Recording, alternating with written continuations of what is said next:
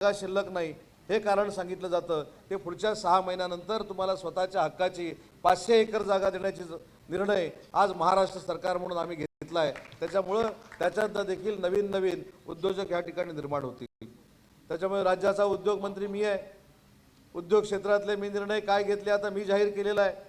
आपले पालकमंत्री हे ग्रामविकास मंत्री आहेत। त्याच्यामुळे 30-54 आणि 30-54 आणि 25-15 घेतल्याशिवाय त्यांना देखील इकडनं सोडू नका ही देखील माझी आपल्याला विनंती आहे। कारण अशा वर्तमानपत्राच्या कार्यक्रमाला आल्यानंतर आश्वासन देऊन उपयोग नाही, वचनच दिलं पाहिजे। आश्वासन दिलं तर काय होऊ शकतं त्यांना देखील माहिती आहे, मला देखील माहिती आहे। त्याच्यामुळे पुण्यनगरीच्या कार्यक्रमाला आल्यानंतर पुण्याचंच काम करून आम्ही गेलं पाहिजे ही भावना आमच्या दोन्ही मंत्र्यांमध्ये आहे। आजच्या सत्कार मूर्तींना देखील मला एक विनंती करायची आहे की पुढच्या वर्षी आपल्या सत्कार मूर्ती म्हणून सत्कार होत असताना पुढच्या वर्षी आपल्यासारखा एखादा सत्कार मूर्ती निर्माण झाला पाहिजे यासाठी या सत्कार मूर्तींनी मेहनत घेतली पाहिजे।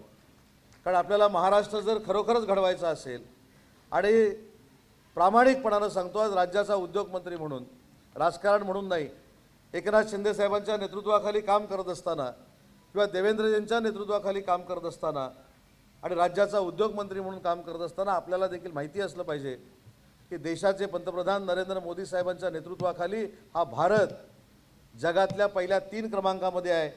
उद्योगामध्ये असेल किंवा सामाजिक क्षेत्रामध्ये आहे याचं भान देखील आपण सगळ्यांनी मिळून सत्कार मूर्तींनी ठेवलं पाहिजे। आणि अशा पद्धतीचे सत्कार मूर्ती पुढच्या वर्षी आपण कसे तयार करू यासाठी आपण सगळ्यांनी मिळून प्रयत्न केला पाहिजे। कारण शेवटी सत्कार झाल्यानंतर मंगेश चिवटे साहेब सत्कार मूर्तीची जबाबदारी वाढते। आजपर्यंत कदाचित रोज आम्ही 2-3 फोन तुम्हाला करायचो, आता उद्यापासून आम्ही 10 फोन करणार आहे।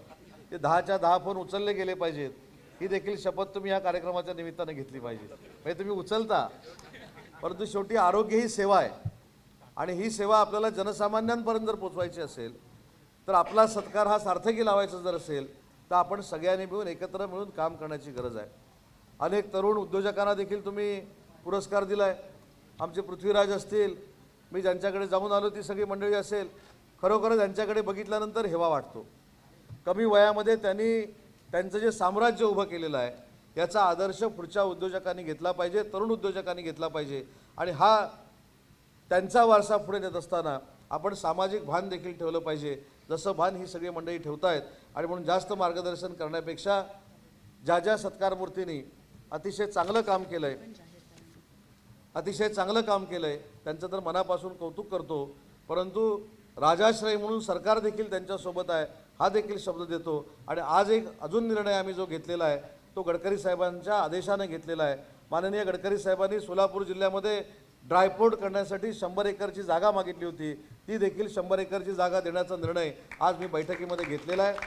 गडकरी साहेबांकडनं ते देखील आता पैसे आपण उपलब्ध करून देऊ आणि ड्रायपोर्ट हा प्रकल्प सोलापूरवासियांच्या निमित्तानं गेम चेंजर असा प्रकल्प असेल अशा पद्धतीची योजना देखील पालकमंत्र्यांच्या नेतृत्वाखाली आपण या जिल्ह्यामध्ये करू हा देखील शब्द देतो। मला चिपळूणला पोचायचं असल्यामुळं पालकमंत्र्यांसहित सगळ्या सत्कार मूर्तींची क्षमा मागतो, सोलापूरकरवासियांची क्षमा मागतो आणि भविष्यामध्ये असेच अनेक सत्कार मूर्ती पुण्यनगरीनं घडवावेत ही सदिच्छा व्यक्त करतो आणि थांबतो।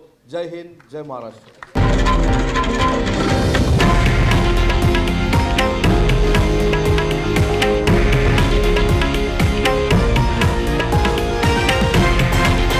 हे आहे देशातील नंबर 1 न्यूज नेटवर्क आणि आपण पाहत आहात TV9 मराठी, एकमेव।